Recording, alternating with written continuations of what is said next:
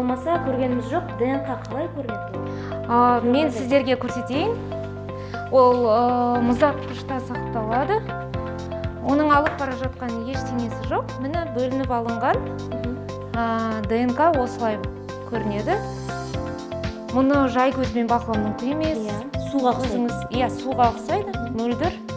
Демек, осы бір шөлмектің ішінде мыңдаған ақпарат сақталған. Және бұл ДНК-ны бөліп алумен іс бітпейді.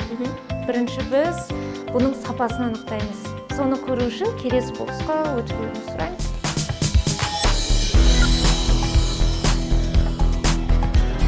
Біз ДНК-ның концентрациясын және де тазалығын анықтауымыз керек. Өйткені бұның концентрациясының бізге керекті өлшемде болуы ары қарайғы генотиптеудің нәтижесіне тікелей влиять етеді. Сондықтан біз бірінші ДНК-ның концентрациясын және тазалығын анықтаймыз. Ол нанодроп міне мына құрылғы арқылы жұмыс жасайды. Протокол бойынша ДНК-ның концентрациясы 50 нанограмм болады. Одан жоғары болған жағдайда біз ДНК-ны лақтырып тастап басқа ДНК бөліп алмаймыз. Біз оны жай ғана деионизированный су қосу арқылы өзімізге қажетті концентрацияға келтіріп аламыз. Мынау біздің сіздің яғни жіберген сынамаларыңыз, солардың аты. Мынау жаңағы айтып отқан концентрациясы. Бізде мына жерде 60, 64, міне 51. Бұның барлығы жарамды. Мен түсінгенім бойынша концентрация деп отқаныңыз ол қышқылдық концентрация ғой? Жоқ, қышқылдық концентрация емес. Сіздер көп адамның ойында ДНК дегеніміз ол екі спираль бүйтіп айналған үлкен дүние болып көрінеді. Жоқ, ол үлкен емес, ол көзге көріну мүмкін емес. Ол үлкен әрине.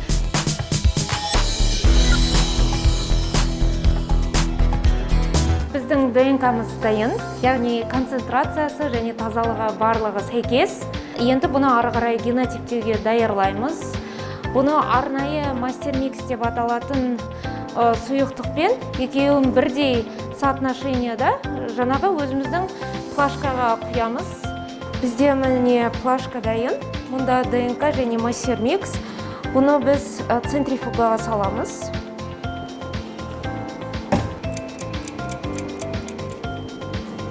Робот мынау акюфил. Мынау біздің басты генотиптеуге арналған QuantStudio 12K Flex құрылғысы, және сонымен бірге екеуі бірге жұмыс жасайды. Акюфил бұл робот. Бұнда біз жаңағы плашкамызды қойғандықтан, ол плашканы мынандай генотиптеуге арналған чип. Яғни былай көрінеді. Міне әр образец, то есть сынама екі реттен қойылады. Сонда мұнда 24 сынама болады. Акюфил роботы бұны барлығын өзі жасайды, адамның қатысуынсыз. Тек ғылыми қызметкерін, яғни менің міндетім ол дұрыс бағдарлама беру. Бұнда бірнеше бағдарлама қолданамыз. Мына жерде біздің сынамаларды белгілейміз. Мынау акюфил, яғни роботты іске қосу бағдарламасы.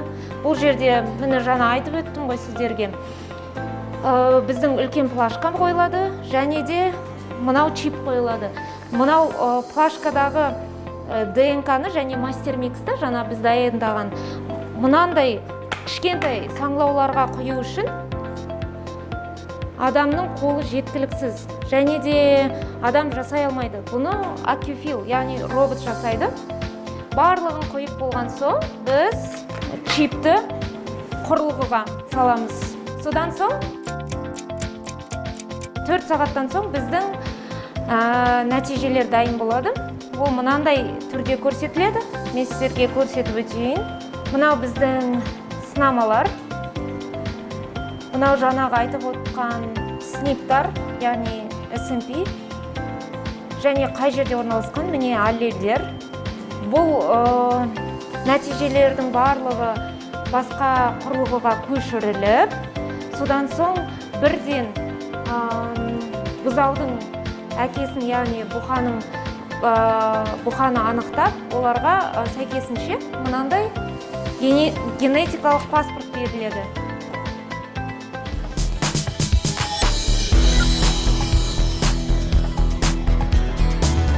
Ақерке, жаңадан бері сіз айттыңыз SMP деп. Енді бізге және көрермендерге жалпы SMP жайлы нақты соңғы түсінік берсеңіз. Иә, бұл адамдар көзбен көрмегендіктен бұл дүниелер түсініксіз болып көрінеді. Түсінемін сіздерді.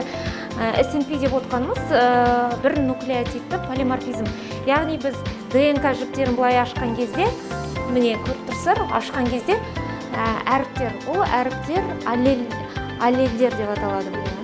Және де сол біз сәйкестікті анықтаймыз, әкелікті анықтаған кезде, яғни жаңағы әріптер қаншалықты бұқада және бұзауда қайталанып бірдей болады.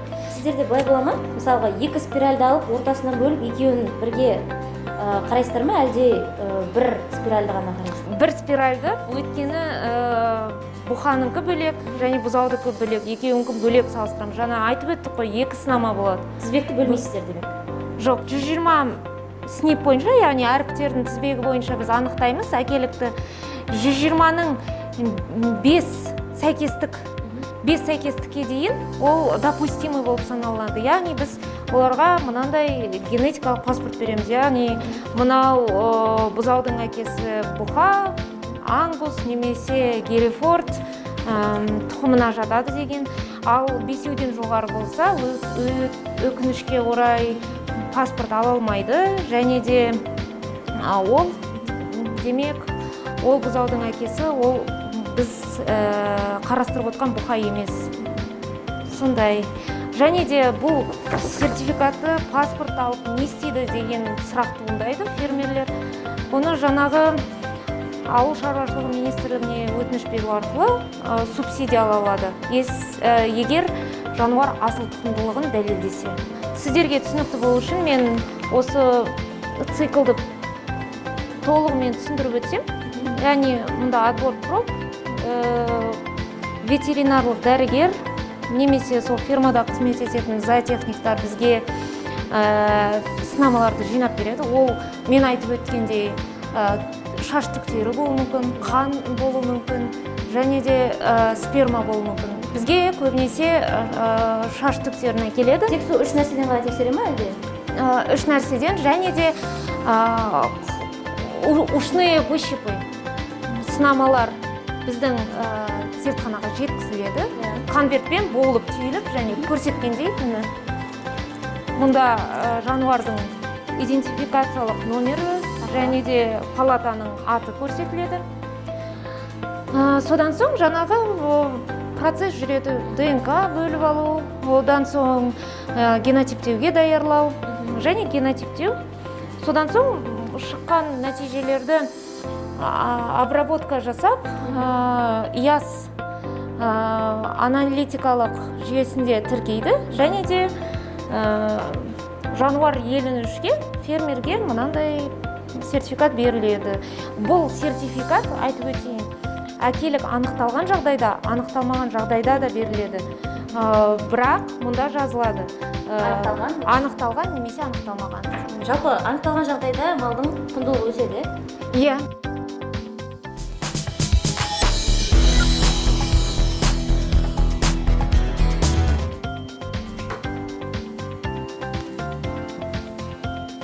Ақерке, сізге үлкен рахмет уақытыңызды бөліп, көптеген құнды жаңалықтарыңызбен бөліскеніңізге.